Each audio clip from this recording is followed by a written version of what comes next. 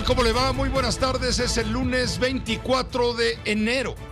Tenemos todas las noticias, desde luego todas las voces, pero primero, un saludo a nombre de todo el equipo que hace posible esta emisión informativa cotidiana de Grupo Fórmula. A nombre del coordinador justiciero, Carlos Urdiales. ¿Cómo te va, Carlos? Buena tarde. Muy buena tarde, Pepe. Muy bien, muchas gracias. Y yo lo saludo a usted a nombre de los impunes rudos de la información. Isaac Morán, Óscar Holguín, Héctor García Vega y Francisco Rosales. La producción de Charlie Pérez, de Juan Carlos Martínez, la asistencia de Claudia Medina y el agradecimiento a Uno TV, como siempre, por las facilidades prestadas a la producción de este espacio informativo cotidiano de Grupo Fórmula. Pepe. Gracias, Carlos. Vamos directamente con todas las noticias y todas las voces. Y primero, sin duda, lo último. Está informando la Fiscalía de Justicia del Estado de Puebla prácticamente en este momento que se han realizado hasta el momento 19 arrestos en el caso del bebé Tadeo, quien fuera encontrado muerto en un basurero en el Cerezo, en el Centro de Reclusión Social de San Miguel, en la capital del Estado de Puebla. Estaba dentro de los detenidos, son 19, también se encuentra personal y directivos del penal. Vamos con Guillermo Castillo, de Fórmula Puebla, él tiene más detalles. Adelante, te escuchamos, Guillermo, buena tarde. Gracias, Pepe. Muy buenas tardes para ti, para todos los amigos de Fórmula. En efecto, como señalas, esta tarde la Fiscalía General del Estado de Puebla informó que 19 personas han sido detenidas y son investigadas por el caso del pequeño Tadeo, este bebé de 3 meses de edad, que fue hallado su cuerpo en contenedores de basura del Centro de Reinserción Social, de San Miguel, aquí en Puebla capital. La Fiscalía indicó que con los actos de investigación que ya se han realizado, pues obtuvo esta orden de aprehensión y se cumplimentó en 19 personas por delitos como abuso de autoridad en incumplimiento de un deber, infracciones a leyes y reglamentos sobre inhumaciones y exhumaciones, además de encubrimiento. Todos por los hechos relacionados a lo que ocurrió en semanas pasadas y que fue ya esclarecido por la propia Fiscalía este fin de semana. Destaca que entre los casos hay directivos y personal del Cerezo de San Miguel que presuntamente estarían involucrados en este hecho. El reporte. Pues muy completo el reporte, Guillermo Castillo. Esto obedece a un comunicado de la Fiscalía de Justicia del Estado de Puebla, donde habla de estas 19 aprehensiones. Reiteramos lo que dices, Guillermo. También entre estas detenciones se encuentran directivos y funcionarios que por supuesto ya no lo son, dentro del penal de San Miguel, allá en la capital del Estado de Puebla. Fue a través de este comunicado como las autoridades poblanas brindaron información de todo lo que ha venido sucediendo, que se ha convertido en un escándalo pues de horror y al mismo tiempo conmovedor para toda la sociedad. Los delitos que se imputan a las 19 personas son abuso de autoridad o incumplimiento de un deber, infracciones a las leyes y reglamentos sobre inhumaciones y exhumaciones y encubrimiento, por los cuales deberán permanecer en prisión preventiva hasta que un juez determine la situación legal, reiterando lo que nos acabas de informar, Guillermo. Muchas gracias por la información, estaremos atentos. Buena tarde, estamos pendientes. Bueno, estamos pendientes, pero también tú tienes algo importante que comentar, y es lo que anunciaba antes de darse a conocer este comunicado, lo que anunciaba el gobernador del estado, Luis Miguel Barbosa Huerta, cuando señaló que había nombrado nuevos titulares de la Secretaría de Seguridad Pública del gobierno del estado y también a nuevo director o directora de penales.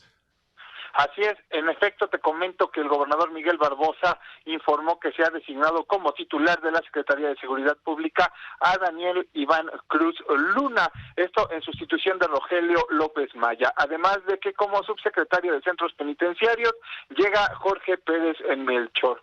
Cruz Luna destaca a través también de un comunicado del gobierno del estado que fungió como administrador de los juzgados de oralidad penal con sede en Puebla y fue asesor técnico de la segunda sección del Estado Mayor General de la Secretaría de Marina Armada de México. En tanto, el subsecretario ahora de Centros Penitenciarios es Jorge Pérez Melchor, quien fue titular de la unidad especializada en delitos contra la vida y la integridad corporal. Hay que resaltar que este es el cuarto cambio que se realiza en los titulares de la Secretaría de Seguridad Pública en lo que va del gobierno de Luis Miguel Barbosa. Y recordar también que Rogelio López Maya en su momento llegó como un encargado de despacho, que fue ratificado de manera, digamos, informal por el gobernador en alguna conferencia de prensa, sin que hubiera un nombramiento oficial o un comunicado oficial sobre su nombramiento como titular de la dependencia.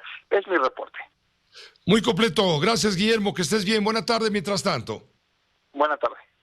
Y en la línea telefónica tenemos contacto con Saskia Niño de Rivera. Saskia es activista. Ella preside la red Inserta. Tuvo la valentía de dar a conocer y de dar seguimiento puntual a todo lo sucedido en esto que le digo es un verdadero acto de horror. Saskia, antes que nada, muchas gracias por estar en comunicación con nosotros. El viernes por la noche, pasadas las 8 de la noche, diste a conocer en un mensaje en las redes sociales, en un tuitazo, diste a conocer la identidad del bebé que había aparecido muerto, tirado en un basurero del penal de San Miguel allá en Puebla. Esto después de haber investigado, haber indagado todo lo sucedido. Saskia, ¿qué ha pasado de entonces al momento en que ya escuchaste tú?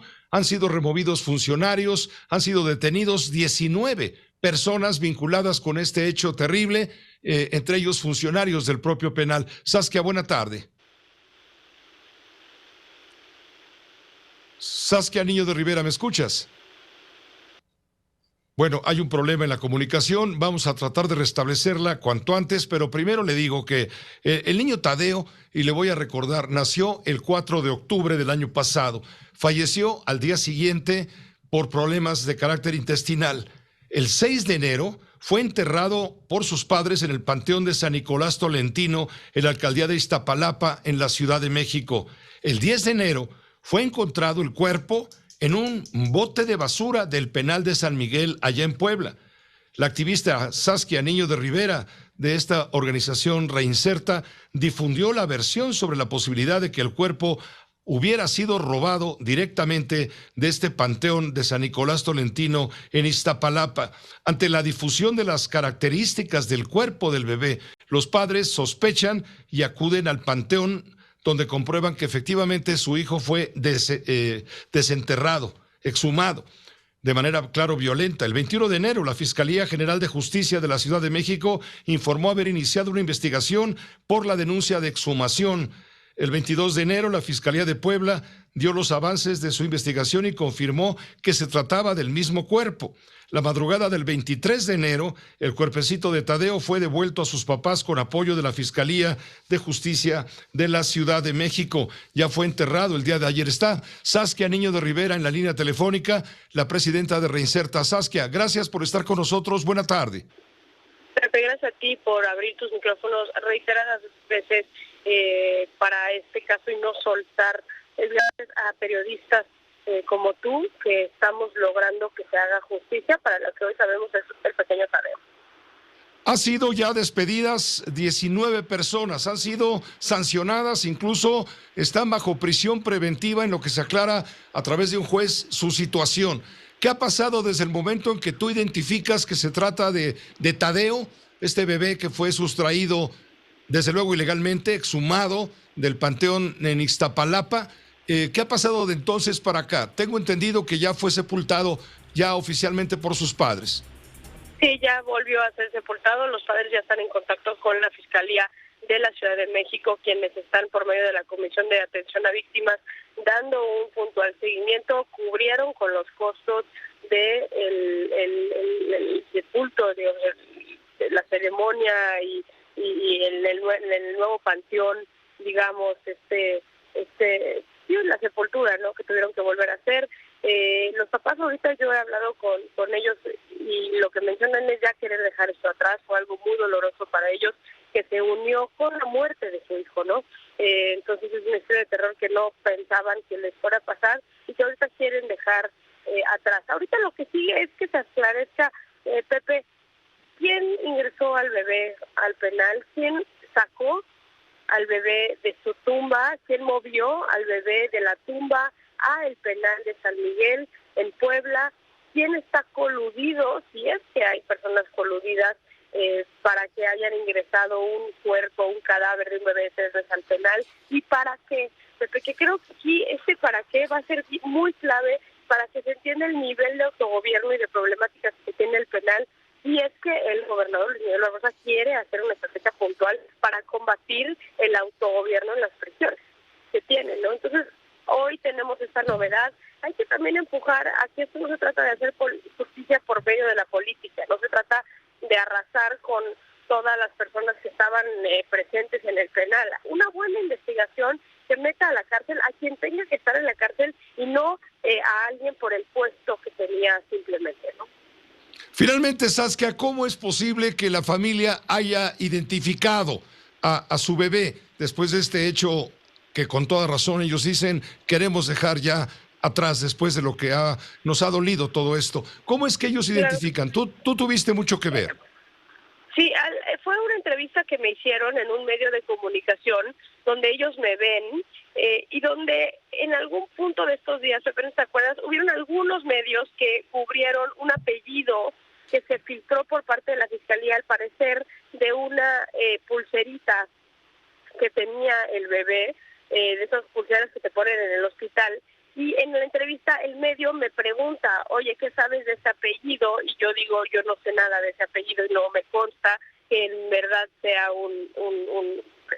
que corresponde, digamos, al cuerpo de este chiquito.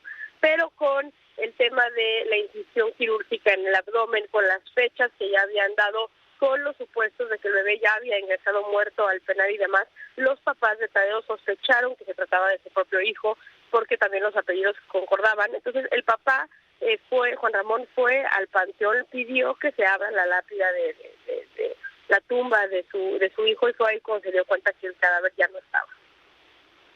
Todavía hay mucho misterio y el misterio sigue vivo, el misterio del bebé muerto desde luego sigue vivo. ¿Cómo fue el proceso de recuperación del cuerpo finalmente? Claro, fue directamente por la acción de los papás. A partir de la información que tú difundiste, ellos confiaron, se acercaron a ti, se acercaron a investigar. ¿Qué fue lo que pasó? Ellos me hablaron un tanto con miedo, porque ya se les había amenazado en el panteón. Me mencionaron que habían recibido amenazas sobre hablar de la exhumación del cuerpo de su hijo, pero se animaron a ir a la Fiscalía de Puebla y reclamar el cuerpo. Entonces ellos se trasladaron por su propia cuenta a Puebla, donde se identificaron como papás del bebé que habían encontrado en Puebla. Llevaron, se les hizo sus estudios correspondientes en cuanto a estudios de sangre y de ADN y demás. Entraron a identificar el cuerpo y el sábado en la noche, ya muy noche, fue cuando les entregaron el cuerpo, llegando en eso de las 3 de la mañana a México, ya con la carroza que traía a su hijo. Y pudieron hacer ayer otra vez ese entierro digno, ¿no? ¿Ha terminado hasta ahí tu labor en relación con este caso o seguirás dando secuencia, seguimiento a la detención de 19 personas? Y bueno, ya escuchaste, hubo nuevos nombramientos. Se cambió al secretario de Seguridad Pública de Puebla y también al director de prisiones. Seguiremos muy cerca. Lo último que queremos, Pepe, aquí es que se haga una injusticia en contra de quien no tiene nada que ver. Seguiremos muy de cerca, tanto nos permitan las autoridades, para poder dar un acompañamiento muy puntual, y tras las amenazas de Barbosa también estamos haciendo algunas acciones en cuanto a mecanismos de protección con organismos nacionales e internacionales, y también pues, estrechar la mano a Miguel Barbosa como sociedad civil y decirle que estamos aquí para apoyar y estamos aquí para sumar en lo que tenga que hacer. Reiseta lleva muchos años trabajando en el sistema penitenciario, conozco bien el sistema penitenciario a nivel nacional, y aquí no se trata de hacer polémica por hacer polémica, aquí se trata de sumar, y en su momento si eso implica y que genere polémica porque estamos tocando intereses que no gustan, pues que sea así como ha sido, pero de eso no se trata, no es un pleito por pleito. Seguiremos al tanto peleando por la justicia del sistema penitenciario y especialmente, Pepe, de los niños, niñas y adolescentes que desafortunadamente tienen contacto con el sistema penitenciario, porque no olvidemos que son cientos de miles de niños que día a día ingresan a los centros penitenciarios para poder tener una relación con sus mamás y con sus papás. Y ahí es donde está nuestro compromiso. Gracias, Saskia, gracias por esta entrevista. Al contrario, Pepe, un abrazo para ti, un agradecimiento a ti y tu auditorio. Al contrario, gracias a ti por la información, puntual desde luego, precisa. Gracias, Saskia Anillo de Rivera, debería ser reportera, le dio seguimiento, fue gracias a ella, como los papás finalmente detectaron todo, efectivamente fueron al panteón allá en Iztapalapa y se dieron cuenta de que era su hijo al que habían sustraído, habían exhumado, desde luego de manera ilegal, y habían llevado a tirar al basurero en el penal de San Miguel. Todavía se desconocen algunos detalles de las circunstancias. Hoy el fiscal, en el comunicado al que hacía referencia al principio del programa, hizo énfasis en que el cuerpo de Tadeo estaba íntegro, con todos sus órganos, y la misma sutura que padeció antes de morir el 5 de enero pasado. Es lo que dijo el fiscal general del Estado, Gilberto Higuera Bernal.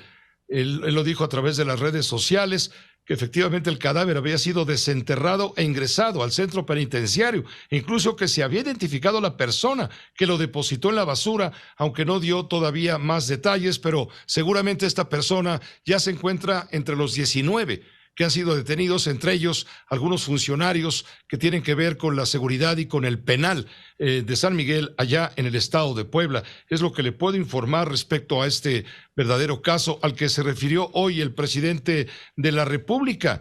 Dijo que calificó como fruto podrido de la descomposición social el hecho del caso del niño Tadeo localizado en este penal de Puebla y que fue sustraído de un panteón de Iztapalapa. Es fruto podrido de la descomposición social. Son hechos lamentables, ¿no?, que no deberían de suceder, pero tienen que ver con el pasado reciente. Eso es lo que nos dejó la política neoliberal.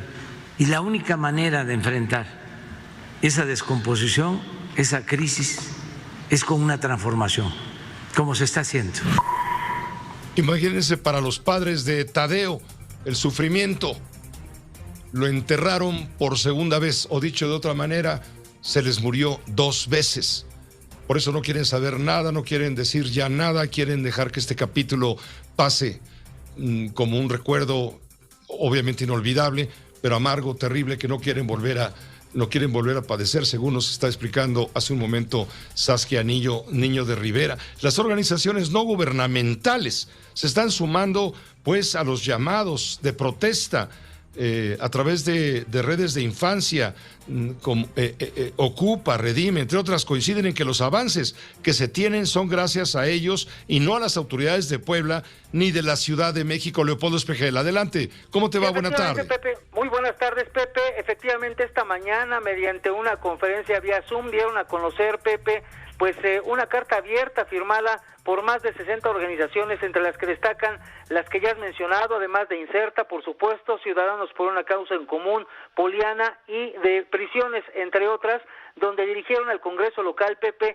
pues esta carta mostrando su preocupación principalmente para que se esclarezca este caso, Pepe, que sea con transparencia, pero también para pedir la postura de los legisladores en el Congreso local sobre las amenazas que han recibido por parte del gobernador Miguel Barbosa a periodistas y defensores de derechos humanos que pues han estado pendientes y han pedido la justicia para el bebé y su familia, Pepe. Comentarte que ayer confirmaron precisamente que van a seguir pues con el dedo en el renglón y han confirmado ya, como tú lo has señalado, pues que este fin de semana el cuerpo de Tadeo fue regresado a sus padres, también regresado a la Ciudad de México, donde se le dio cristiana sepultura, Pepe, y en torno a esta situación, todo lo que ha pasado, pues aparte de estas 19 personas que han sido detenidas, hoy el gobernador Miguel Barbosa también hizo cambios en el sistema de seguridad estatal, donde ha nombrado a un nuevo director que es Daniel Iván Cruz Luna, y al subsecretario de Centros Penitenciarios, en donde se ha designado a Jorge Pérez Melchor, y es que pues en medio de esta crisis, de este controversial caso, Pepe, pues hay muchas preguntas que quedan en el aire de acuerdo con las organizaciones gubernamentales, como ya lo escuchamos con Sacia. Y bueno, pues el tema, Pepe, es que quizás no sea el único caso, quizás haya ocurrido en otros penales, en ese mismo penal. Bueno, son muchas las preguntas y muchas las respuestas que se esperan por parte de las autoridades, tanto estatales como locales y por supuesto, Pepe, en su caso federales, tomando en cuenta que presuntamente el cuerpo de Tadeo fue utilizado para ingresar droga a ese centro penitenciario. Pepe, lo que tengo al momento. Bueno, sobre ese punto específico, falta aclarar por parte de Gilberto Higuera Bernal, el fiscal de justicia del Estado de Puebla, porque según difundió en un comunicado, el cuerpo efectivamente tenía una incisión en el abdomen, pero al parecer es la misma incisión que tuvo cuando murió el 4 de octubre pasado.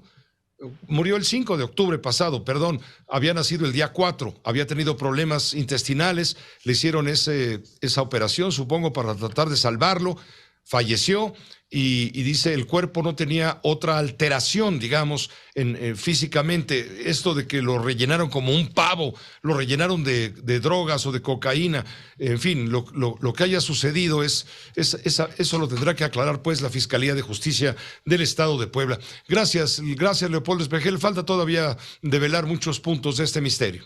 Sí, por supuesto, Pepe, y esa cirugía de que tú haces mención es precisamente un punto del que partieron para realizar los análisis de ADN y confirmar que efectivamente se trataba de Tadeo. Pepe, lo que tenemos. Muchas gracias Leopoldo Espejel, gracias. También estamos contigo, Laura Cardoso. Hay un llamado de organizaciones, de colectivos de la sociedad que han enviado una carta al Senado de la República para exigir justicia en este caso. Estamos contigo. Adelante, Laura. ¿Qué tal, Pepe? Son 70 organizaciones de la sociedad civil las que han enviado esta carta al Senado, esto para solicitar se haga justicia en el caso de Tadeo. Y es que Tadeo murió una vez en Iztapalapa y la otra en Puebla, y en ambas entidades, dicen, las autoridades no han dado respuesta. También dicen que hasta ahora no ha habido ningún llamado a las autoridades de Puebla ni a la alcaldesa de Iztapalapa, Clara Brugada, para esclarecer el caso por parte de las autoridades federales. En la carta también solicita que cesen las amenazas a los defensores de derechos humanos y periodistas, sobre todo de esa entidad, por parte del gobernador Luis Miguel Barbosa. Hoy Juan Martín Pérez García, el representante de Tejiendo Redes Infancia para México y América Latina, dijo que es lamentable la respuesta del Ejecutivo Federal respecto a este caso, pues Tadeo no solo era un cuerpo, sino una persona, y amerita una respuesta del Estado mexicano respetuosa y no la evasión y el ignorar que la infancia está en grave riesgo, Pepe. Comentan que el caso de Tadeo amerita más atención y no solo un minuto de una conferencia mañanera. Así es que piden, Pepe, seguridad para los periodistas, para los defensores de derechos humanos y sobre todo que se aclare este caso, porque han criticado la actuación de la Comisión Nacional de Derechos Humanos, que dijeron que no ha traído este caso porque no lo quiso así la Comisión Estatal, y también la crítica va para la Fiscalía General de la República, que hasta ahora no ha intervenido, a pesar de que es un caso que amerita una atracción, pues está ante un escenario de operación del crimen organizado. Es el reporte, Pepe. Completo. Laura Cardoso, gracias. Pendientes. Un abrazo, Pepe. Buenas noches. Gracias. Seguiremos con el dedo en el renglón, por supuesto, en esta investigación donde tiene razón los voceros de los colectivos sociales. Se requiere una explicación y al mismo tiempo que se haga justicia. Hay efectivamente el delito de crimen organizado. Tendrá que demostrarse, por supuesto, ante la autoridad competente. También ha sido muy fuerte la nota difundida anoche cuando nos enteramos, le digo ya un poco tarde, que fue asesinada la periodista Lourdes Maldonado en Tijuana. Segundo periodista, en este caso una mujer muerta en una semana en Tijuana. Iremos con Rocío Galván hasta allá para que nos tenga todos los detalles. Quédese con nosotros, por favor. A nombre de todo el equipo, en esta emisión informativa cotidiana de Grupo Fórmula Noticias, queremos enviar nuestro más sentido pésame a la familia Elías Ayub. Murió doña Silvia Ayub Elías, la madre de Alfredo y de Arturo Elías Ayub. Y nosotros lamentamos profundamente, por supuesto, el fallecimiento de doña Silvia Ayub de Elías. Estamos con la familia en solidaridad, por supuesto, acompañándolos en esta pérdida. Un saludo muy especial a Alfredo y a Arturo Elías Ayub, por supuesto, por la muerte de su madre, doña Silvia Ayub de Elías. Hasta ahora todo se está manejando con muchísima discreción respecto a cómo va a proceder el tema del funeral. Esto le debo de comentar. También debo de informarle a usted que ayer fue asesinada otra periodista, en este caso la periodista Lourdes Maldonado, allá en Tijuana, Baja California, donde apenas el lunes de la semana pasada fue asesinado otro periodista que apenas el jueves fue sepultado. Tenemos contacto en este momento con mi compañera Rocío Galván, 2 asesinatos de informadores en término de menos de una semana. Rocío, ¿cómo te va? Muy buenas tardes a ti en Tijuana. ¿Qué tal, Pepe? Te saludo con mucho gusto y sí, efectivamente, tal y como tú lo señalas, nuestra compañera Lourdes Maldonado fue asesinada anoche, a esto de las 7 de la noche cuando llegaba a su domicilio. Fue atacada, de acuerdo con la Fiscalía, por 2 personas. Hasta el momento lo que sabemos es que esto lo confirmó el fiscal. Ayer estuvo en el escenario del crimen y eso nos dijo a los medios de comunicación. Lo que sabemos es esto, que fue un disparo en la cabeza, el que pues le quitó la vida a nuestra compañera y bueno, pues hasta el momento no ha habido más información. ¿Qué ha pasado después de esto? Pues mira, Pepe, la gobernadora del estado, Marina del Pilar Ávila, acompañada precisamente del fiscal y del secretario de Seguridad, se comprometió a dar toda la fuerza del estado para esclarecer los hechos. Esto fue lo que dijo la gobernadora baja californiana. Las agresiones en contra de la prensa son una agresión en contra de la voz de toda la ciudadanía. Por eso voy a dar seguimiento puntual de estos casos, para lo cual estaré trabajando junto con el fiscal general, así como también con el secretario de Seguridad Ciudadana, no solo en resolver este caso, sino en garantizar la tranquilidad y seguridad de toda la comunidad periodística y de la sociedad en general. Es por esto que he solicitado al fiscal general que designe a un fiscal especial para que dé seguimiento a estos casos y puedan ser resueltos lo antes posible.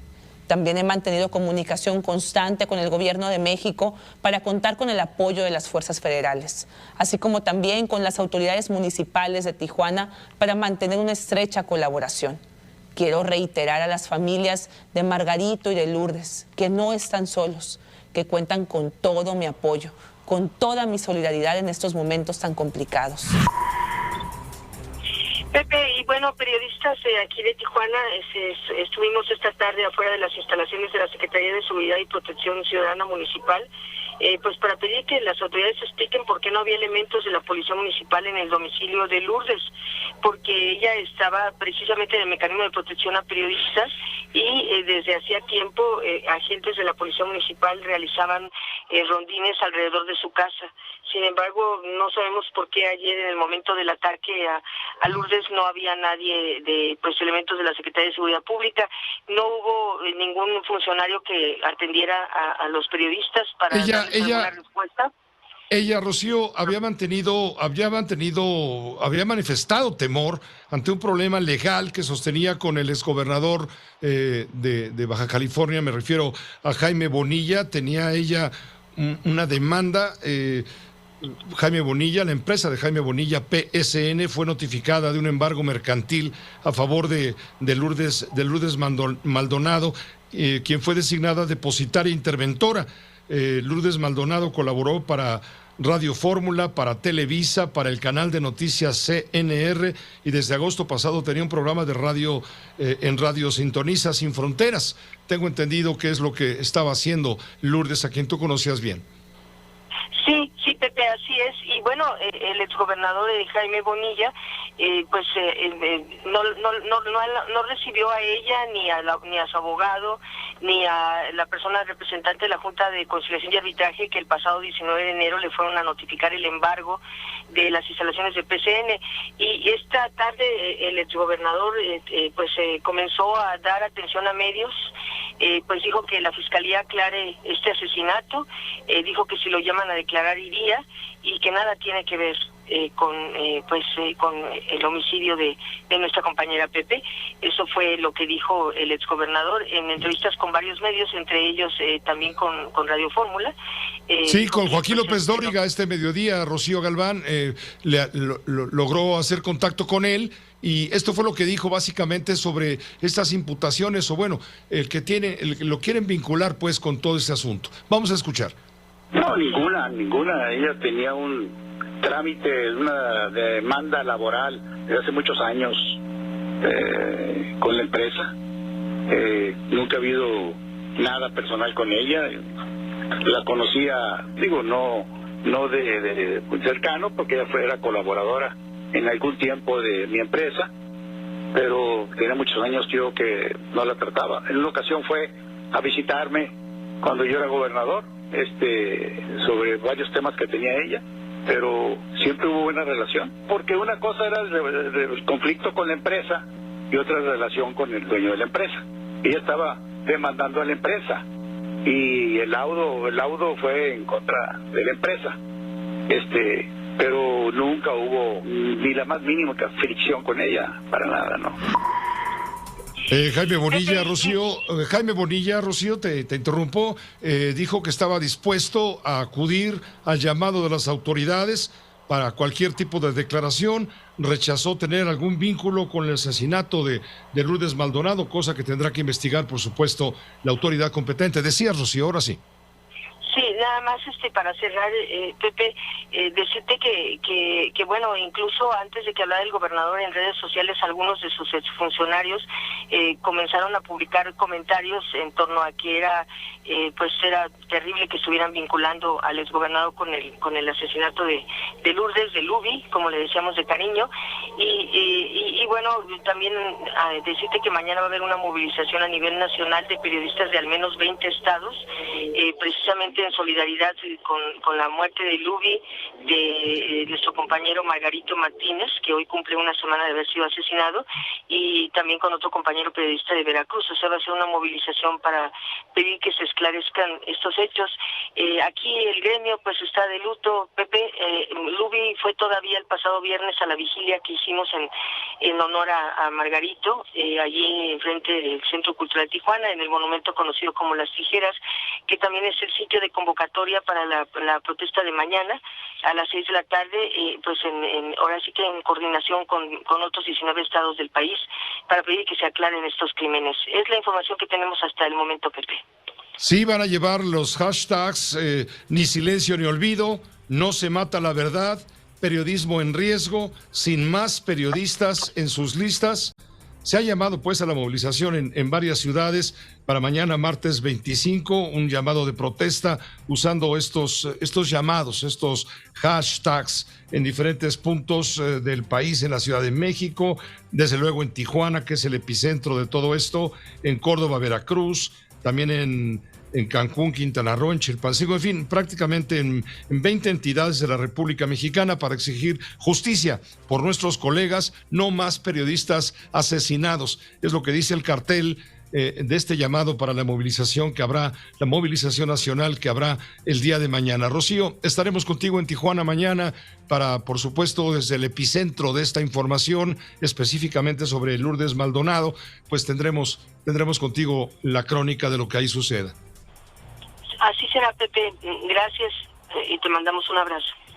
Gracias, igualmente. Hasta luego. Gracias, Rocío Galván, corresponsal de Grupo Fórmula, allá en Tijuana, Baja California. Hoy el periodista, el presidente, en su conferencia mañanera, en la que reapareció después de haber estado internado el viernes y hasta la mañana del sábado en el Hospital Central Militar. El presidente de la República ya se reintegró plenamente a sus actividades. Luego vamos a hablar de su testamento político y todo lo que ha sucedido en las últimas horas, pero hoy por la mañana, pues, para no hacer el cuento más largo, dijo no hay que adelantar juicios sobre el homicidio de la periodista Lourdes Maldonado. No descarta que pueda ser por temas de carácter político. También mandó condolencias a familiares y amigos. Es muy lamentable lo que sucedió con la compañera, pues nuestro pésame a los familiares primero, ¿no? Y sí duele mucho lo que pasó en Tijuana. Desde luego vamos a llevar a cabo toda la investigación. Se mantuvo comunicación con ella porque no era un asunto de amenazas, de violencia, y se le ayudó y se le garantizó de que su demanda fuese atendida. Incluso había ganado ya su demanda.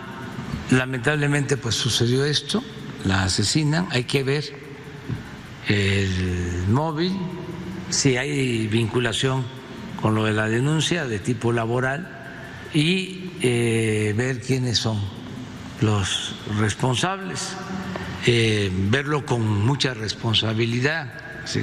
Aunque sea redundante lo que planteo, quiénes fueron, si hay autores intelectuales, quiénes fueron los autores materiales. Se está haciendo ya toda la investigación. Estamos recordando que en el año de 2019, Lourdes Maldonado incluso acudió a la conferencia de prensa mañanera en Palacio Nacional y había denunciado ante el presidente de la República amenazas de muerte tras este conflicto laboral al que hace referencia el presidente, y hemos hecho referencia con Rocío Galván.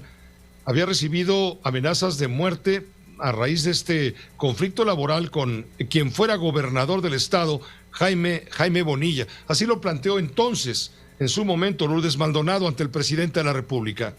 Vengo también aquí para pedirle apoyo, ayuda y justicia laboral, porque hasta temo por mi vida. Porque se trata de un pleito que tengo 6 años con él y que salió el laudo a mi favor en la Junta Federal de Conciliación. Sin embargo, hace poco se fue, lo regresaron el expediente y en 3 semanas salió en mi contra, absolutamente.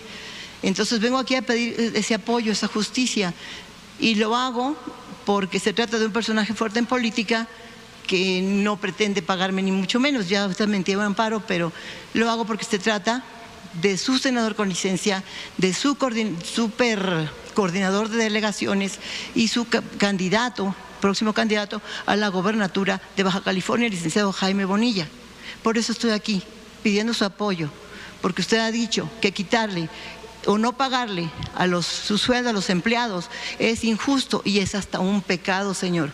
Y yo sé que contra la corrupción que hay en la Junta Federal de Conciliación y la que estoy viviendo ahora en Tijuana, contra este poderoso personaje, nada o poco, nada puedo hacer sin su apoyo, señor presidente.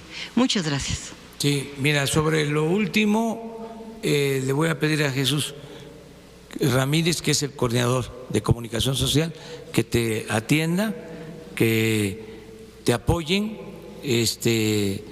para que se pida justicia, que no haya influyentismo, que se actúe en el marco de la ley. Esto fue el 26 de marzo del año 2019. Hoy Lourdes Maldonado, la periodista denunciante, está muerta. La Embajada de Estados Unidos en México acaba de emitir un comunicado a través de las redes sociales señalando que, alarmados por el asesinato de la periodista Lourdes Maldonado López, el tercer homicidio de un periodista en lo que va del año, nos solidarizamos con los periodistas mexicanos. #libertad de prensa es lo que dice la Embajada de los Estados Unidos en este momento. Permítame una pausa muy breve, volvemos con usted. Aquí se escuchan todas las noticias y todas las voces. Saskia Niño de Rivera. Saskia es activista, ella preside la red Inserta. Fue una entrevista que me hicieron en un medio de comunicación donde ellos me ven y donde en algún punto de estos días, ¿te acuerdas? Hubieron algunos medios que cubrieron un apellido que se filtró por parte de la Fiscalía, al parecer de una pulserita que tenía el bebé, de esas pulseras que se ponen en el hospital. Y en la entrevista el medio me pregunta, oye, ¿qué sabes de este apellido? Y yo digo, yo no sé nada de este apellido y no me consta que en verdad sea que corresponde, digamos, al cuerpo de este chiquito. Pero con el tema de la incisión quirúrgica en el abdomen, con las fechas que ya habían dado, con los supuestos de que el bebé ya había ingresado muerto al penal y demás, los papás de Tadeo sospecharon que se trataba de su propio hijo porque también los apellidos concordaban. Entonces el papá Juan Ramón fue al panteón, pidió que se abra la lápida de la tumba de su hijo, y fue ahí cuando se dio cuenta que el cadáver ya no estaba. Hasta 24 pesos podría incrementarse el precio del kilogramo de tortilla debido al, el costo del kilogramo de tortilla de maíz, sí, en las próximas semanas, debido a que continúa subiendo el precio de los principales insumos para su fabricación, como recientemente ocurrió con la harina de maíz. Y de acuerdo con los distribuidores de este producto, para febrero aumentará el precio de la tortilla en un 10% aproximadamente, y el impacto podría ser de 1,000 pesos más por tonelada. Y esto a los comerciantes también los obliga a modificar sus precios, por supuesto a la alza. Está en la línea enlazado en este momento Rubén Montalvo Morales, él es presidente de la Cámara Nacional de la Industria de la Producción de la Masa y la Tortilla. Rubén, de antemano, gracias por aceptarnos. Muy buena tarde.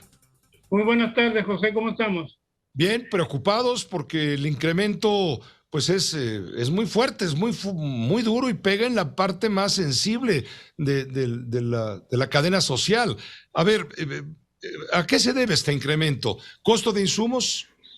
Costo de insumos, mira, como habíamos platicado la vez pasada, desde que inició la pandemia, sí, los insumos de la producción de tortilla han subido escandalosamente, pero escandalosamente.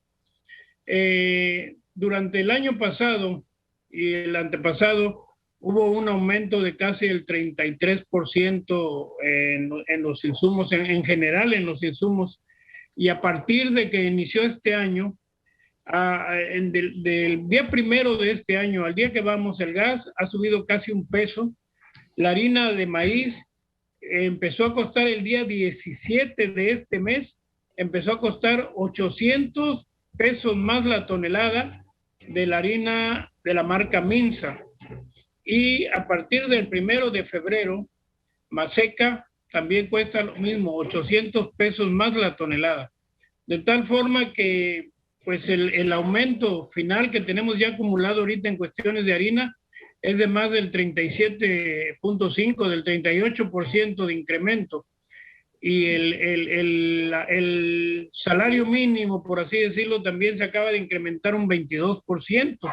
Entonces a nosotros nos están dando hasta abajo de la lengua porque realmente traíamos un retraso en el incremento de nuestra tortilla, que les comenté creo la vez pasada, debido a que el precio de la tortilla estaba aparentemente liberado, pero en la realidad no, porque lo que sucedía en realidad era que en papel el gobierno dijo el precio de la tortilla se libera, la tortilla ya no es un producto controlado, pero acá la verdad es que cada vez que subían los insumos y el tortillero, el industrial de la masa y la tortilla trataba de subir 1 peso 50 centavos, se le venían encima.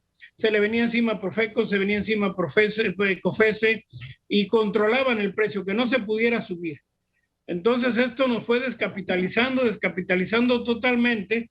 Llega la pandemia, nos agarró completamente descapitalizados y pues estamos a un paso de la extinción, estamos muy, muy mal. Ahorita, te digo, después de todo lo que pasamos durante el año anterior y de lo que iba de la pandemia, las harinas subieron más de 3,000 pesos. Anualmente las 300 pesos a la tonelada. En lo que fue 20 y 21 subieron 3,000 pesos la tonelada. Y ahorita nos están aumentando 800 pesos más. Ya es imposible, la verdad, absorber todo ese tipo de gastos. Por eso Rubén, es que se ha visto un incremento generalizado. Dime, José. Rubén, ¿esto puede llevar el kilogramo de tortilla a cuánto? ¿A 24 pesos? Depende de la zona, depende de la región. Aquí en Quintana Roo, en Playa del Carmen, sí. En Quintana Roo, Playa del Carmen, ahorita el kilogramo de tortilla está en 22. Lo más probable es que llegue a 24. Pero hay zonas del país donde ya está en 24 y hay zonas del país donde está en 20. Entonces, el incremento se va a seguir dando y va a seguir subiendo en diferentes cantidades, a diferentes precios en todo el país, pero va a continuar.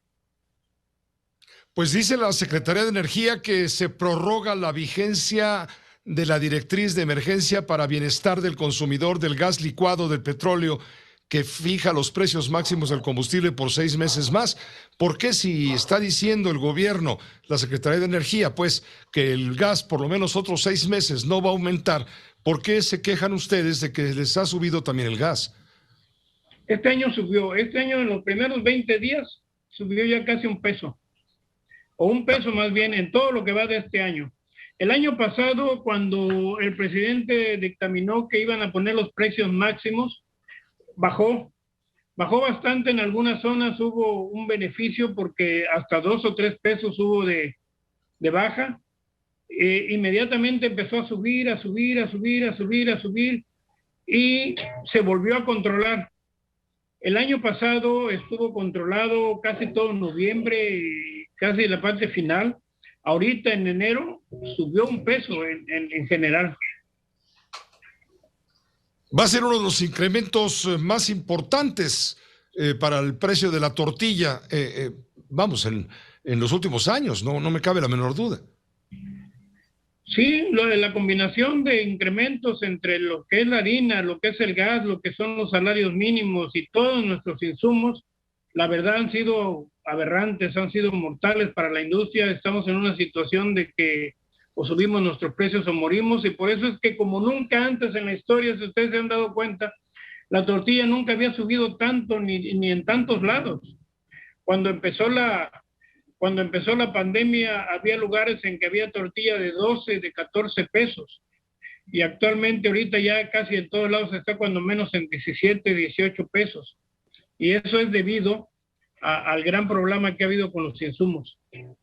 Pues te agradezco mucho, Rubén Montalvo Morales, ponernos al tanto de las razones por las cuales amenaza el incremento del precio del kilogramo de tortilla, con llegar a 22, 24 pesos en las próximas semanas, a principios del mes de febrero, para lo cual habrá que estar, por supuesto, prevenidos con más monedas en el bolsillo para enfrentar esta circunstancia que, por supuesto, la tortilla es un detonante económico que dispara todos los demás precios.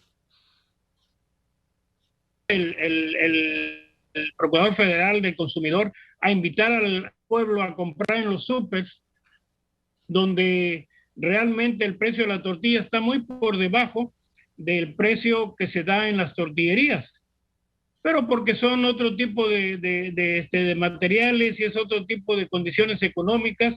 Y la verdad, esa invitación que hace Ricardo Schiffel al pueblo en general a ir a comprar a los súpers y abandonar su compra en las tiendas es igualito, lo mismo de aberrante que el haber puesto Oxxos por todos lados y haber matado todas las tiendas, todo el comercio familiar.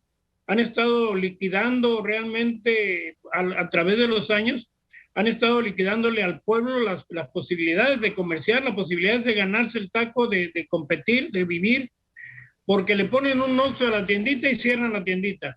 Ahora nosotros nos están queriendo quitar que la gente se acerque a la tortillería y que vaya a comprar a los súper, donde tienen un producto de mucho menor calidad, un producto que realmente no es tortilla tradicional y que sí se las dan más baratas, pero no están cuidando la salud del pueblo, no están cuidando el hecho de que lo que se está comprando, que lo que se está comiendo poco a poco se está convirtiendo la tortilla en esos lugares es en un placebo.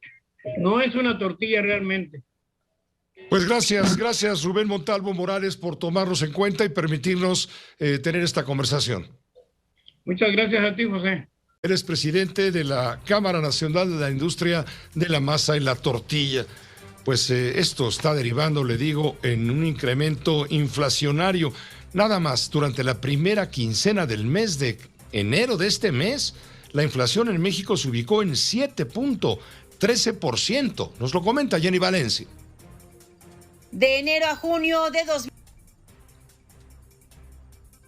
El limón pega a la inflación en la primera quincena de enero, la cual registró un incremento quincenal de 0.39% y de 7.13% a tasa anual, pese a que se contuvo ligeramente en comparación con el 7.36% que se registró para el cierre del 2021. Se encuentra todavía dentro de la barrera del 7%, muy por arriba de la meta del Banco de México de 3% más menos un punto porcentual. Cabe destacar que los productos y servicios que reflejaron incrementos en sus precios en la primera quincena de enero fueron limón con un aumento de 36.84%, papa y otros tubérculos con una elevación de 11.62%, el plátano con 6.75%, así como cigarros, pollo, gasolina magna, restaurantes y similares, automóviles, carne de res y loncherías, fondas, torterías y taquerías. En tanto que aquellos productos y servicios que reflejaron disminución en sus precios fueron jitomate, transporte aéreo, servicios turísticos en paquete, gas doméstico LP, tomate verde, chile serrano, chiles frescos, toallas sanitarias, chile poblano y detergentes. Finalmente, el índice de precios de la canasta de consumo mínimo registró un incremento quincenal de 0.52% y anual de 7.77%. Para Grupo Fórmula, Jenny Valencia. Es lo que está ocurriendo en relación con la inflación.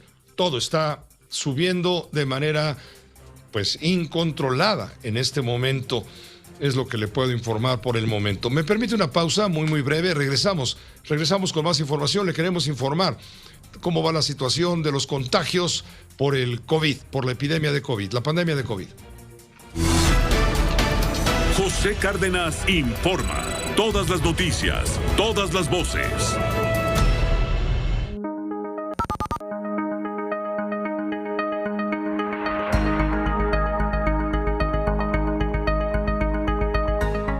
Los problemas relacionados con el estilo de vida están en aumento. Hipertensión arterial, enfermedades cardíacas, diabetes, obesidad y hasta afecciones del sistema inmunológico. Pero hay una solución natural. Consumir muchas frutas y verduras. Y ahora con la juguera autolimpiante Power XL, nunca ha sido tan fácil hacer jugo de frutas y verduras enteras para aprovechar tus valiosas vitaminas, minerales, antioxidantes y propiedades antiinflamatorias. Las reseñas lo dicen todo. A la gente le encanta la juguera autolimpiante Power XL. Mira cómo la gran tolva y el potente motor pueden exprimir todo este tallo de apio cargado de potasio y vitamina K en segundos. Puedes tomar todos estos superalimentos, ponerlos de manera concentrada y agregar este tipo de nutrición a tu cuerpo regularmente puede transformar tu salud a nivel celular. ¿Cuál es el secreto de la primera juguera autolimpiante del mundo? Simplemente agrega agua y presiona el botón de limpieza para bajar la cuchilla limpiadora y al instante elimina la pulpa del filtro giratorio. Pasa de esto a esto. No más filtros sucios que limpiar. Tiene 3 niveles de extracción. El nivel 1 es para frutas y verduras blandas. El 2 es para medianos, como una piña. Y el 3 para elementos duros, como zanahorias. Y con nuestra boquilla antigoteo nunca habrá restos de jugo en su mesada. Con 1200 watts de potencia girando a 23.000 RPM, la Power XL extrae un 30% más de jugo que la competencia. Mira la diferencia en la pulpa. Queda mucho jugo por sacar. No tienes que gastar una fortuna en exprimidores. Ahora puedes obtener la juguera autolimpiante Power XL por un precio increíble de lanzamiento. También recibirás este libro de recetas que te cambiará la vida, con más de 100 recetas ricas en nutrientes para estimular tu sistema inmunológico. Combate la inflamación, la presión arterial, la diabetes, la pérdida de peso, los trastornos del sueño y hasta tiene una sección completa de recetas de jugos para niños. Todo esto puede ser tuyo por un precio muy accesible y está respaldado por nuestra garantía de 90 días y un plan de protección VIP de 1 año. Y pregúntale a tu operador cómo puedes obtener el envío gratis. Esta oferta no está disponible en tiendas. Consigue la mejor juguera y olvídate de lavar.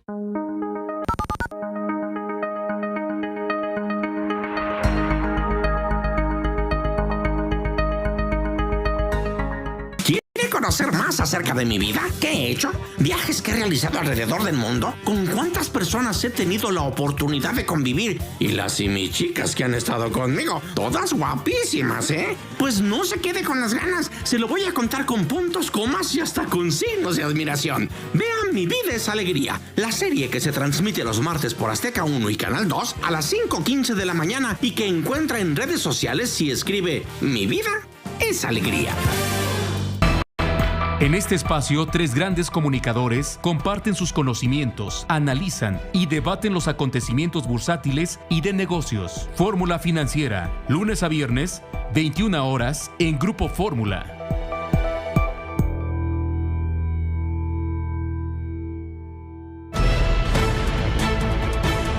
Tenemos la comunicación, estamos enlazados con el doctor José Antonio Crespo, analista político. Hoy queremos comentar con él todo lo que tiene que ver con la salud del presidente de la República, quien, como usted sabe, el viernes, después de su conferencia de prensa mañanera, se dirigió al Hospital Central Militar, donde se sometió a un cateterismo.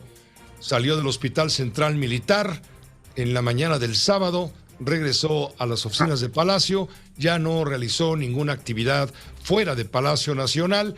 El presidente hoy reapareció en la conferencia de prensa mañanera. Sin embargo, bueno, pues el estado de salud del presidente ha sido motivo de muchos comentarios y por supuesto también de preocupaciones. Fue el viernes 21 de enero cuando el rumor se regó como pólvora, señalando que el presidente se había ido de emergencia al Hospital Central Militar. Hubo comunicación de Jesús Ramírez Cuevas, el vocero presidencial, quien en un escueto mensaje escribió en su cuenta del Twitter que el presidente había ingresado al hospital para llevar a cabo una revisión médica de rutina programada, y no fue sino hasta en la nochecita del viernes cuando el secretario de Gobernación, Adán Augusto López Hernández, informó ya con mayor detalle la cita que tuvo el presidente en el Hospital Central Militar, luego de una revisión médica en la que fue sometido a un cateterismo cardíaco, que se encontraba en perfecto estado de salud. El presidente regresó el sábado, le digo, temprano en la mañana a Palacio Nacional. Hoy se ha comentado muchísimo el hecho de que el presidente de la República difundió en redes sociales un mensaje en el que informó que ya se encontraba justamente en Palacio luego del cateterismo. Y en el video habló algo que llamó todavía más la atención. Habló de su testamento político.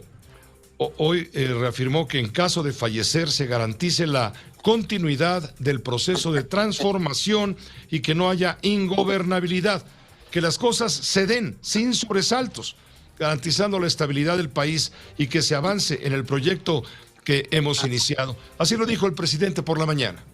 Tengo la responsabilidad de actuar, pues previendo todo, cualquier circunstancia, más cuando iba yo a someterme a este cateterismo, y tengo desde hace algún tiempo un testamento. Y ya siendo presidente, le agregué un texto que tiene, como lo dije en el video, el propósito de que en el caso de mi fallecimiento se garantice la continuidad en el proceso de transformación y que no haya ingobernabilidad, que las cosas se den sin sobresaltos. Esto dijo por la mañana en Palacio Nacional el presidente de la República, y luego a las 3 de la tarde y minutos, militares dentro de Palacio Nacional le abrieron la puerta de honor y salió en su Jetta acompañado de un conductor y una persona miembro de su servicio de ayudantía, y salió vestido con la camiseta beisbolera de la selección mexicana y también con una gorra. Y bueno, se metió en el tráfico y se perdió entre el tráfico que había en esos momentos. Al mediodía, el presidente de la República en su ya famoso Jetta color blanco. Todo indica que salió de Palacio con uniforme de beisbolista y se preveía que iba a ir a jugar su béisbol. En fin, el presidente dice que el próximo fin de semana va a supervisar las obras del Tren Maya. Va a estar en Tabasco, Chiapas, Campeche, Yucatán y Quintana Roo, porque dice: estoy bien de salud y los médicos no me impiden realizar mis actividades con toda intensidad. Pero sí nos llamó la atención lo del testamento político, y le llamó mucho la atención al doctor José Antonio Crespo, analista en este espacio. José Antonio, ahora sí te saludo con gusto, muy buenas noches. ¿Qué tal, Pepe? Buenas noches. Pues sí, desde luego que llama la atención el que mencione eso del testamento político por varias razones.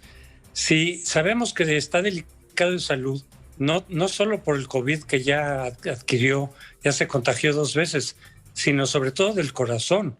Entonces fue al hospital militar a atenderse del corazón y al parecer en una consulta no prevista, porque tenía una gira planeada para Nayarit. Quiere decir que algo le falló en el corazón y se fue a atender. Bueno, pero luego sale y dice que está todo bien, que está perfecto, en cuyo caso no venía el caso señalar que había un testamento político en caso de que él faltara. Me parece en todo caso imprudente. Si las cosas van bien, y aunque no fueran bien en su salud, ¿para qué habla de la posibilidad de su fallecimiento?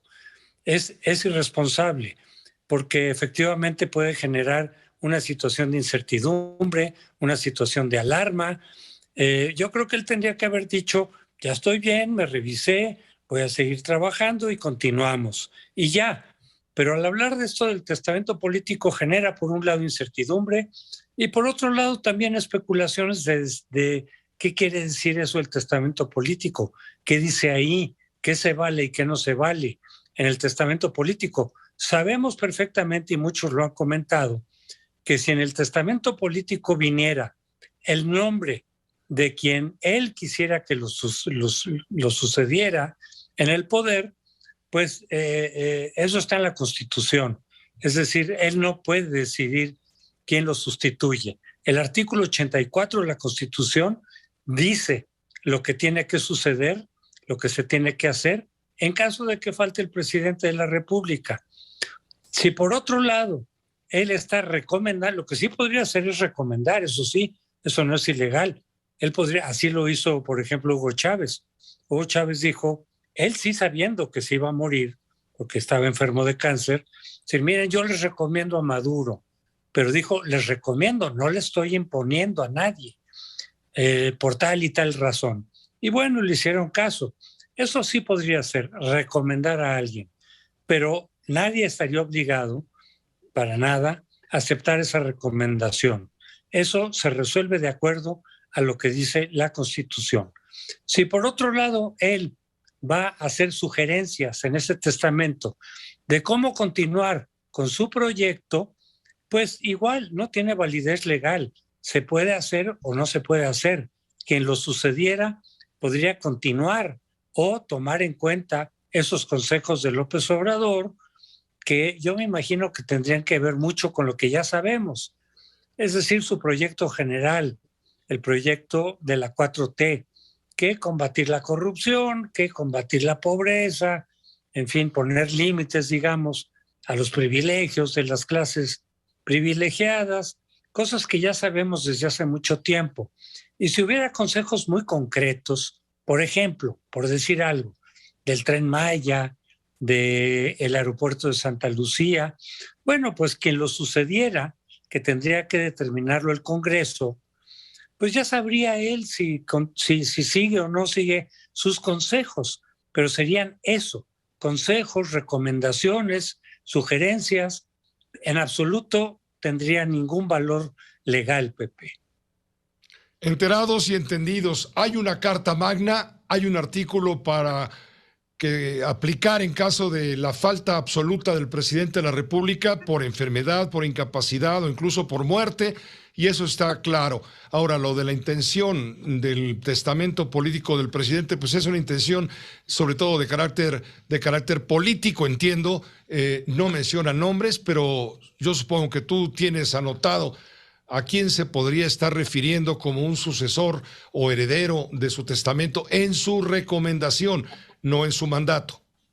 Sí, hasta ahorita sabemos que la preferida es Claudia Sheinbaum. Yo no estoy seguro que necesariamente dentro de 2 años, cuando ya se elija al candidato de Morena, sea Claudia Sheinbaum. Él va a tomar en cuenta varias cosas, su nivel de popularidad, quién está del otro lado, en fin, cómo estaría Marcelo en términos de intención de voto. Yo creo que eso lo va a tomar en cuenta López Obrador para decidir finalmente quién va a ser el candidato a Morena. Pero hoy por hoy me parece que efectivamente la favorita sería Claudia Sheinbaum, por varias razones. Ahora, si viene incluido en su testamento el nombre, repito, sería una mera sugerencia a su partido para que su partido, los legisladores de Morena, trataran de que efectivamente esa sugerencia quedara como sucesora en la presidencia. Pero sería una mera sugerencia. Además, se requieren las 2/3 partes del Congreso, la mayoría calificada.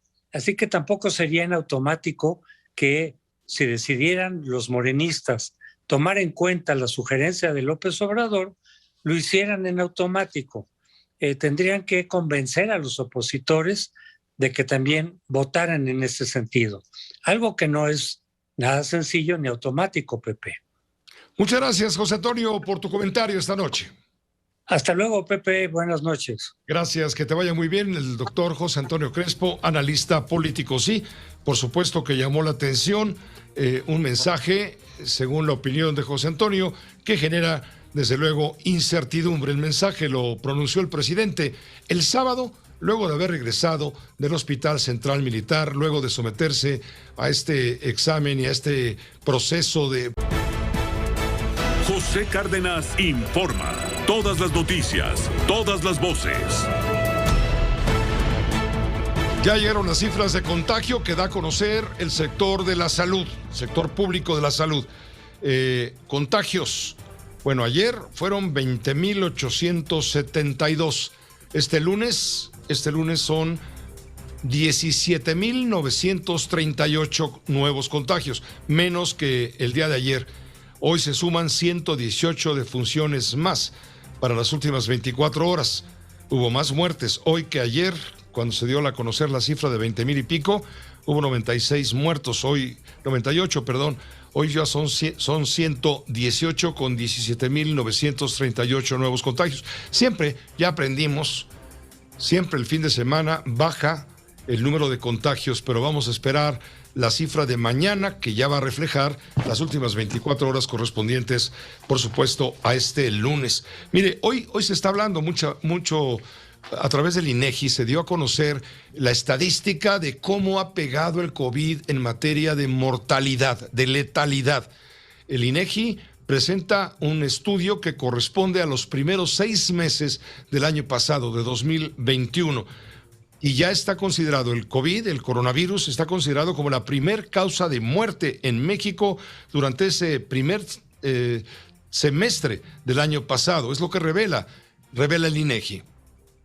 De enero a junio de 2021 en México, las defunciones por COVID-19 fueron la primera causa de muerte a nivel nacional, con 145,159 casos, desplazando así a las enfermedades del corazón con 113,899 defunciones, las cuales pasaron fue el mes que presentó el mayor número de defunciones registradas, con 28.1%, seguido de febrero con 19.9%.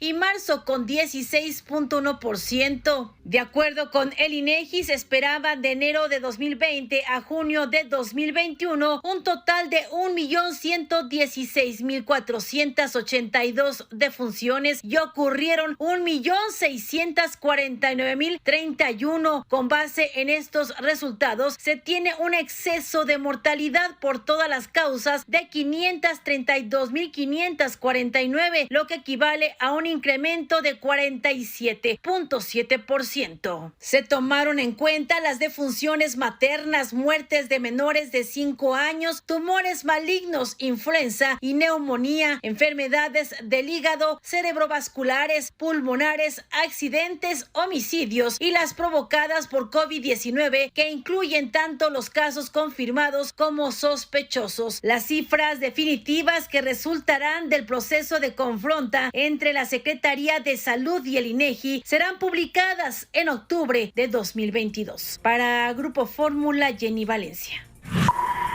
Gracias, Jenny Valencia. Esta información, primeros 6 meses, 145,000 muertos. Se cerró el año con 300,000. Parecen ser cifras empatadas entre el sector salud y la estadística que hace el INEGI. Pero realmente, ¿cuántas muertes asociadas a COVID? Por lo menos son el doble.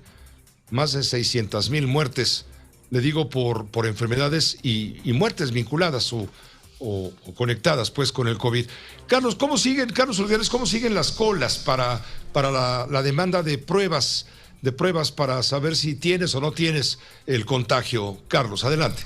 Eternas, Pepe. Así es como están las filas en los kioscos del sector salud público, digamos, para las pruebas gratuitas, pero también en el sector privado, sean baratas, sean más o menos caras o muy caras. Las filas y la lista de espera es enorme, Pepe. Enrique Hernández, nuestro compañero reportero, se dio a la tarea de ir a recorrer en algunos de las, plazas de las alcaldías aquí en la Ciudad de México, y recogió también el sentir de algunos ciudadanos que dicen, bueno, estamos aquí por necesidad, no por gusto, pero también observan con cierta extrañeza que el gobierno de la Ciudad de México, el cambio de semáforo verde a semáforo amarillo, pues le venga igual, como si no pasara nada. Enrique, te saludo con gusto y te escuchamos. Cuéntanos. Buenas tardes. Les informo que el gobierno comentan una vez más, siguieron largas filas en centros de prueba al COVID, luego que durante el fin de semana se reportamos cifras récord por los contagios. Y durante el recorrido que realizamos con esos kioscos llama la atención y es preocupante que cada vez hay más niños presentes en estas filas desde muy temprano. Hoy vimos a una señora que iba con sus nietos, aproximadamente llevaba cinco menores de edad, pues todos ahí amontonaditos, lo que una vez más se habla de que no hay sana distancia ya. Padres de familia molestos lamentan que la falta de firmeza de las autoridades de la Ciudad de México al no respetar el semáforo amarillo también, y lamentaron que la gente esté pasando por alto esta ola de contagios masivos y no usen adecuadamente el cubreboca. Otra vez volver a lo mismo, pues estábamos antes, ¿no? Porque no estábamos contagiados, ahorita sí hay mucha gente contagiada. Ahorita tengo un bebé de un año 2 meses, y empezó con su gargantita. Y de ahí se siguieron mis otros nietos, y todos los que están aquí son mis nietos también. Bueno, la historia se repite y bueno, de forma constante llega mucha gente, más o menos es cuadra y media de la gente que está esperando a ser atendido, pero una vez más, como insisto, nomás entregan 200 fichas, los demás tendrán que regresar otro día más de pedir permiso, otro día más de estar pagando lo que pues ya no tienen pues de dónde sacar tanto dinero porque los ahorritos ya se han ido acabando. Entre una, que lo traiga, ya, un contagiadero, la verdad, y todo por culpa de quién, del presidente, que volvió a poner su semáforo verde, y él vino otra vez todo el contagiadero. Bueno, entonces la gente en los últimos 2 días, las camas generales en la ocupación se refiere, pasó del 39 al 41% y la de terapia intensiva del 23 al 25%. Así las cosas, los kioscos de la prueba COVID. El reporte que les tengo. Gracias, Enrique, muy completo. Pepe, pues ahí tienes. Así están las cosas aquí en la capital del país con el tema de las pruebas COVID.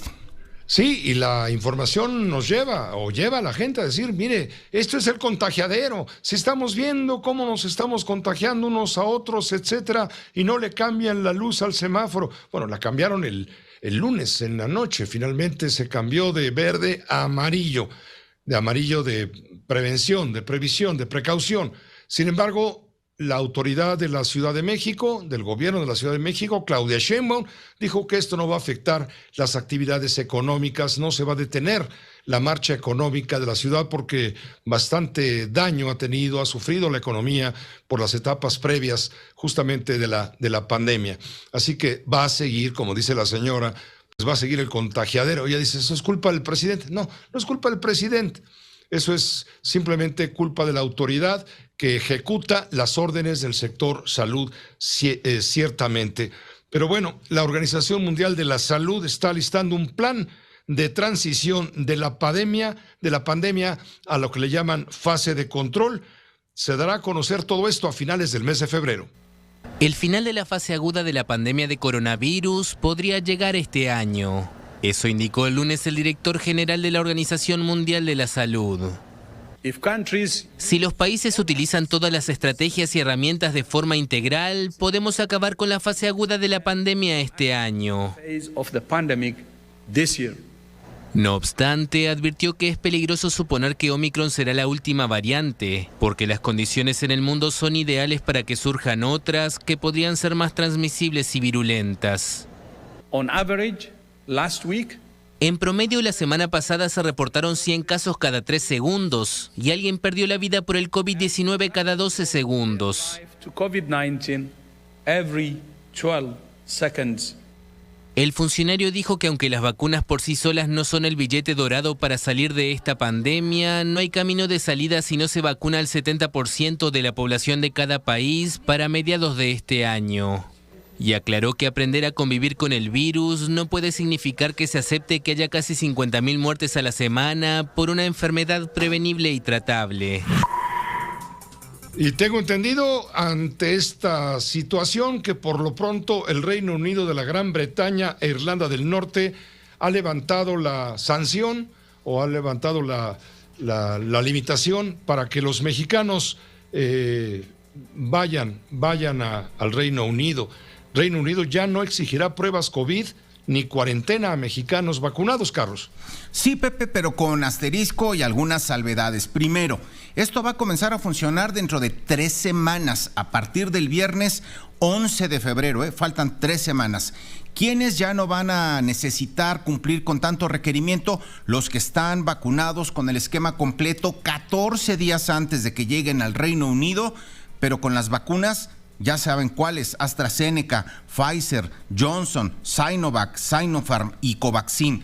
Los que tengan Sputnik, como si no tuvieran nada, tendrán que seguir cumpliendo con todos los requisitos que impone el Reino Unido de la Gran Bretaña, que es hacerse una prueba 3 días antes, 3 días después de haber llegado y guardar una cuarentena o un aislamiento de 10 días sí o sí. Así es que, digamos, la buena noticia es ya no se tendrá que pagar o que padecer esta aduana sanitaria siempre y cuando antes del 11 de febrero, 14 días, se tenga el esquema completo de vacunación de las que avala o reconoce la Organización Mundial de la Salud, Pepe. Eso es lo que decide el Reino Unido de la Gran Bretaña. Esto lo comentó también hoy por la mañana el secretario de Relaciones Exteriores, Marcelo Ebrard. Vamos a una pausa breve para comentarle lo que está pasando con Morena en el Senado. Resulta que por lo menos una treintena de senadores de este Movimiento de Regeneración Nacional levantaron la voz para decir que no procede la comisión para estudiar y analizar los delitos por los cuales se está acusando al gobernador del estado de Veracruz, delitos que tienen que ver con el castigo excesivo contra aquellos que manifiestan faltas a la autoridad. 30 de los 61 senadores de Morena convocan a los integrantes de su bancada a una reunión el próximo viernes para abordar el tema y fijar una postura al respecto, porque están inconformes con la creación de esta comisión especial para investigar abusos de autoridad en el estado de Veracruz. Ellos dicen que esta comisión no fue consultada ni fue acordada dentro del grupo parlamentario y por lo tanto la desconoce. Se divide Morena, pues, allá adentro. Y entre los senadores que firmaron el acuerdo para reunirse el viernes está César Cravioto, Antares Vázquez, José Narro, Malú Micher, Nestora Salgado, Higinio Martínez. Ahora, ¿qué pasa con todo esto? Bueno, pues que la comisión la había propuesto, por un lado, Ricardo Monreal, el líder de la Junta de Coordinación Política del Senado, y Dante Delgado Ranauro, a raíz de que fue detenido Juan Carlos del Río Virgen, acusado del asesinato intelectual de un candidato de Movimiento Ciudadano que ganó en Cazones, en Veracruz, las elecciones del 5 de junio y lo asesinaron. Del Río Virgen está Juan José Manuel del Río Virgen, está en el penal de Pacho Viejo, y bueno, y también está en la cárcel Rogelio Franco Castán, quien entró en su lugar para ocupar ese cargo.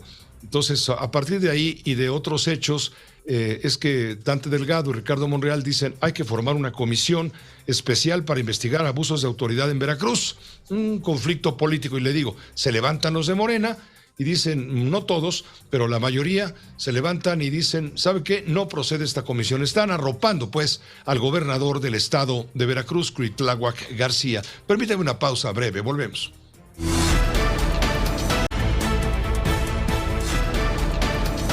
José Cárdenas informa. Todas las noticias, todas las voces. Estoy leyendo aquí que sigue fuerte, intensa la polémica por el hecho de que el gobernador del estado de Nuevo León, Samuel García, y su esposa Mariana Rodríguez Cantú adoptaron, así entre comillas, a un bebé del sistema DIF Capullos por un fin de semana hace 10 días sin los permisos necesarios y sin fundamento para poder realizar el resguardo del menor conforme a la ley, de acuerdo con la Procuraduría Federal de Protección de Niñas, Niños y Adolescentes del Sistema Nacional para el Desarrollo Integral de la Familia.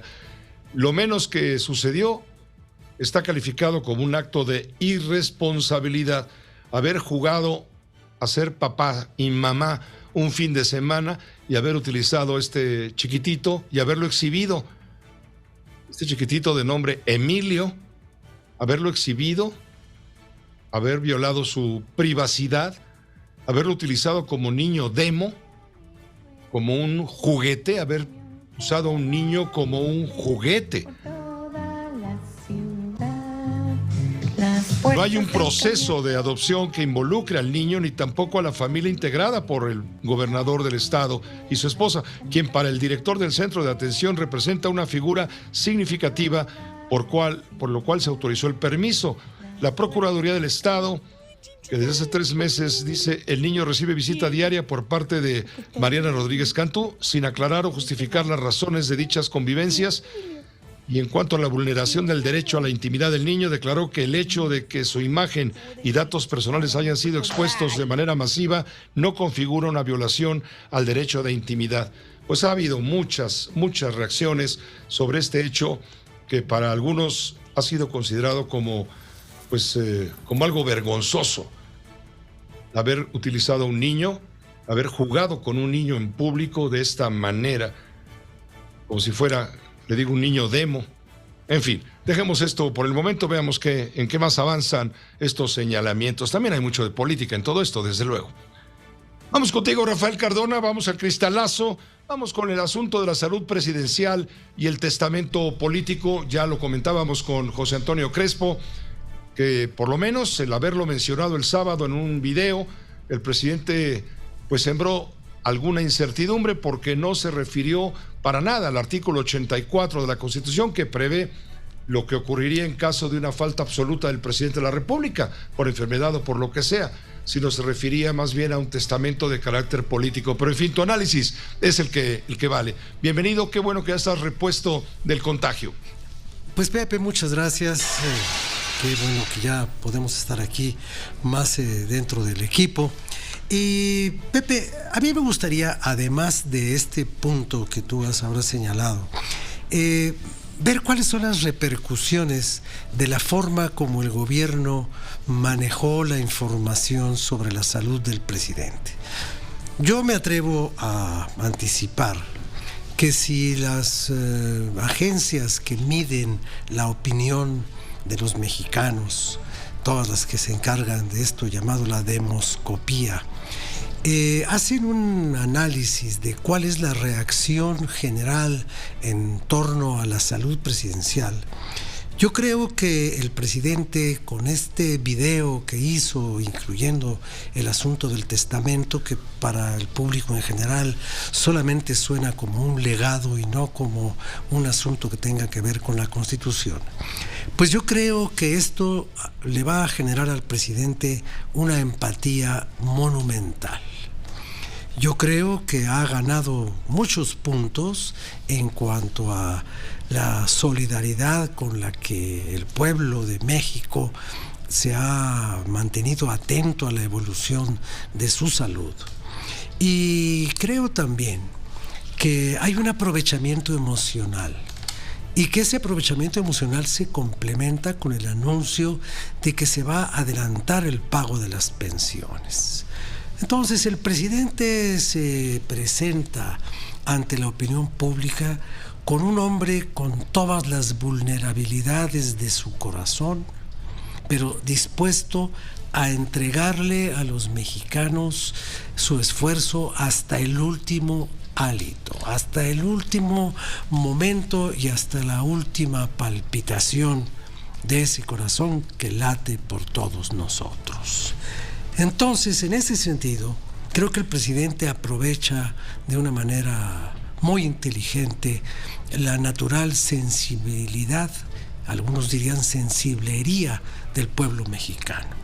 Entonces es un hombre que se exhibe pues como es, en la fragilidad humana, que a veces invoca al Creador, que se pone en manos de la ciencia y que nos dice que la conducción de la información no tiene por qué pasar por las manos del secretario de Salud. La única persona que no ha tenido nada que ver en el asunto de la salud presidencial es el doctor Jorge Alcocer. Toda la información ha salido pues de los médicos militares, de la Secretaría de Defensa y obviamente del señor secretario de Gobernación, lo cual le da el toque y el tinte político a todo lo que la presidencia de la República y el gobierno han querido divulgar.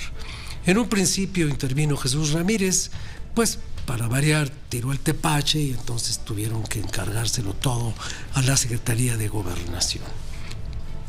Pero esto nos lleva, Pepe, y con esto me gustaría terminar, nos lleva a una evolución democrática nacional. Mira, cuando el presidente llega a su cargo con una enorme cantidad de votos, es porque el presidente participa de lo que se llama la democracia representativa. La democracia representativa, que es la que nombra a sus representantes y a sus gobernantes a través de un proceso electoral sancionado por el ahora pues mal visto Instituto Nacional Electoral. Es el punto culminante de la historia de la democracia representativa en México, pero él va más allá. Y paradójicamente, mientras está hablando de las posibilidades del más allá, impulsa un proceso de revocación del mandato, a sabiendas que va a ser un proceso de confirmación del mandato, lo cual nos habla del futuro inmediato. Entonces tenemos la democracia representativa, la democracia participativa, y con su testamento nos lleva a una etapa desconocida de la ciencia política, que es la democracia testamentaria. El país se tendrá que gobernar de acuerdo con el legado escrito que el presidente le entregue a quien él quiera. ¿Para qué? Para que haga lo que él dice. Una vez cumplidos los trámites constitucionales, que seguramente los ganaría en un caso que nadie quiere ver, pero los ganaría su partido. ¿Y a quién dejaría él? A quien él quiera. Entonces ya tenemos la nueva etapa de la democracia mexicana, que es la democracia testamentaria, Pepe. Todo un avance político. José Cárdenas informa. Todas las noticias, todas las voces. En lo internacional, lo más destacado sin duda tiene que ver con esta tensión que se ha generado entre la Casa Blanca y el Kremlin. Me refiero entre Estados Unidos y Rusia. Estados Unidos ha puesto en estado de alerta a 8.500 militares por la tensión que ha generado la posibilidad eventual de que Rusia pueda invadir Ucrania. Vamos con Armando Guzmán, a la capital estadounidense. Él tiene los datos. Armando, ¿cómo te va? Buenas noches. ¿Qué tal, Pepe? Saludos, mucho gusto en estar contigo. Déjame decirte que lo que ocurre es que durante el fin de semana, todo este jaloneo entre Rusia y Estados Unidos acerca de Ucrania se hizo mucho más dramático. Y esto fue porque Estados Unidos, el presidente Joe Biden se reunió en Camp David, en el lugar de retiro presidencial, con estrategas del Pentágono y con estrategas militares para discutir la presencia de soldados de los Estados Unidos en el este de Europa para disuadir a Rusia de que continúe con su idea de avanzar, invadir y apropiarse de Ucrania. Son solamente 8.500 soldados y tú te das cuenta que esto es simple y sencillamente simbólico. porque del otro lado hay 126,000 soldados rusos preparados para invadir y para tomar a Ucrania. Estados Unidos y los europeos han estado discutiendo diferentes tipos de sanciones en contra de Rusia, sanciones de tipo económico. La más importante de todas ellas lo sacaría del sistema bancario, del sistema SWIFT. Con esto no podrían hacer operaciones internacionales por dinero, y esto realmente los llevaría a una situación muy difícil, porque no podrían seguir vendiendo, Rusia no podría seguir vendiendo su petróleo y su gas natural en Europa, que es con lo que se mantiene. Entonces, todo esto está tratando de detener a Vladimir Putin, que por cierto sigue insistiendo en que él no tiene ninguna idea de por qué está tanto énfasis puesto en una invasión, cuando él solamente lo que está haciendo es moviendo a sus soldados en operaciones de ensayos militares. Y esto lo está haciendo porque también no solamente ha enviado estos soldados a la frontera con Ucrania, sino también a otro país que es su vecino, que es Bielorrusia. Y ahí ha emplazado misiles y ha emplazado artillería pesada y otros tipos de equipo que hacen muy difícil que este encuentro entre los dos países, un encuentro militar, se llegara a dar entre Estados Unidos y lo que fue la Unión Soviética, que ahora no lo es un país completamente distinto. Y esto es lo que la gente tiene que entender, que Rusia ya no es lo que fue antes, pero que todavía tiene armas nucleares. Eso es exactamente lo que todavía sigue preocupando a la gente, porque al final de cuentas estos son los únicos países que pueden hacer polvo al planeta entero.